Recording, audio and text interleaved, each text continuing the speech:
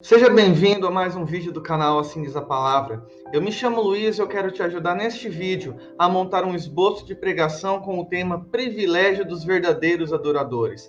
O texto base que nós estaremos meditando se encontra em Mateus capítulo 2, versículo 12, onde a palavra de Deus nos diz assim: E sendo por divina revelação avisados em sonhos, para que não voltassem para junto de Herodes, partiram da sua terra por outro caminho.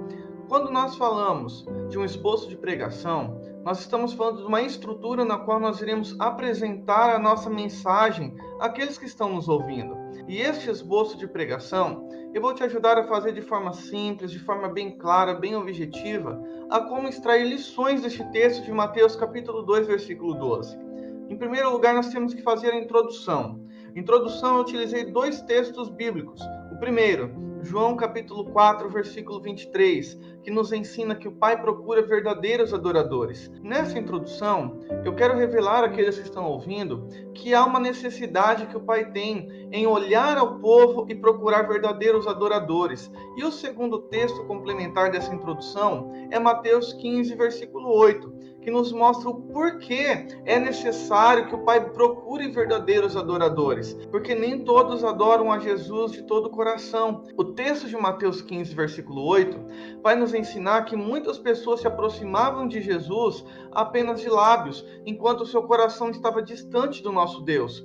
Por isso, nós precisamos focar nessa introdução que Deus ele procura os verdadeiros adoradores, não apenas aqueles que falam da boca para fora. E quando nós nos tornamos verdadeiros adoradores, Deus dá privilégios diante daqueles que são fiéis. E neste esboço de pregação, eu quero te ajudar a montar uma estrutura que vai nos apresentar diante daqueles que estão nos ouvindo os privilégios dos verdadeiros adoradores. Em primeiro lugar, o texto nos ensina que os verdadeiros adoradores recebem as revelações de Deus. Quando os magos do Oriente foram até Jesus e apresentaram diante deles os seus tesouros e adoraram ali Jesus prostrado diante dele, na sua volta eles tiveram um sonho, e este sonho veio de Deus. Esse é um dos privilégios que os verdadeiros adoradores possuem. Quem é um verdadeiro adorador recebe as revelações de Deus. O texto de Mateus capítulo 2 vai falar a respeito dos magos do Oriente. Eles chegaram diante de Jesus através de uma divina revelação, se prostraram diante de Jesus, ofereceram os seus tesouros e adoraram ali ao Senhor. Mas na sua volta, eles receberam uma revelação de Deus por sonhos, e este é um privilégio dos verdadeiros adoradores. Quem adora a Deus em espírito e em verdade, recebe as revelações divinas, e através dessa revelação, nós podemos tratar o segundo subtópico, que através do aviso divino, estes homens receberam o livramento de Deus. Nós precisamos focar nesse primeiro tópico, que todos aqueles que decidem adorar a Deus, entregar a sua vida a Ele, vão receber as revelações de Deus. Nisso podemos então seguir para o segundo tópico. O segundo tópico, que é o segundo privilégio dos verdadeiros adoradores, é: os verdadeiros adoradores recebem as direções de Deus. Neste tópico, nós precisamos focar a respeito das direções que Deus dá ao seu povo, em relação à direção que Deus dá àqueles que se prostram com fidelidade, com verdade diante de Jesus. E o primeiro subtópico, nós podemos dizer que eles foram avisados pelo qual caminho deveriam seguir. Eles não iriam voltar pelo mesmo caminho, porque Deus havia dado uma revelação a ele.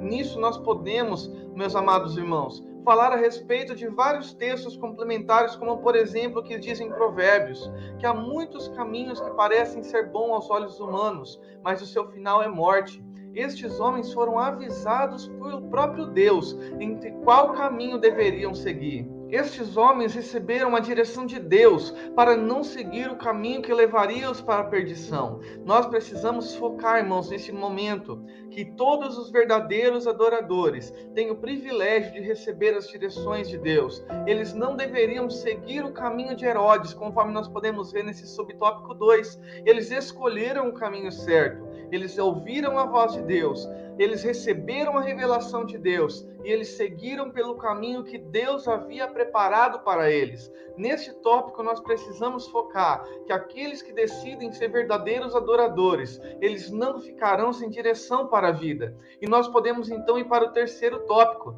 que os verdadeiros adoradores, eles desfrutam do fruto da obediência. Deus não apenas avisou através de sonhos, Deus não deu apenas uma revelação a eles, não deu apenas uma direção a eles, Deus esperava uma obediência dos magos. Quando Deus espera a obediência de alguém, Ele sempre irá trazer recompensa. E são essas recompensas do fruto da obediência que nós precisamos tratar nesse terceiro tópico. No primeiro subtópico nos diz que os adoradores têm prazer na obediência à palavra.